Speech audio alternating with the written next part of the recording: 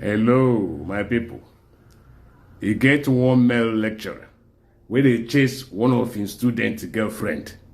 He no know initially where they chase the girl.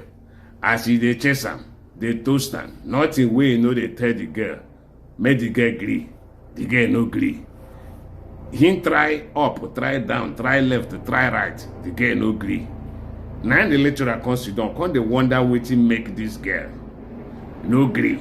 You know how lecturers they work for school, they get channel, or rather they get network.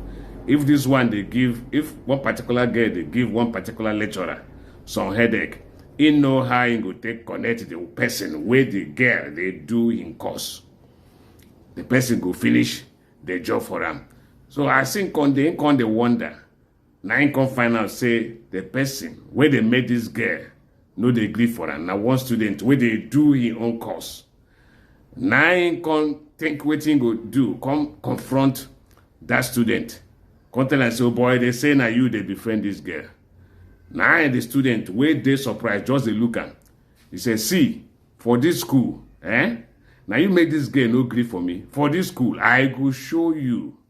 Maybe they do my course and this is your final year for this school. You go write this my course. 3 years now you go spend here. You, I go show you.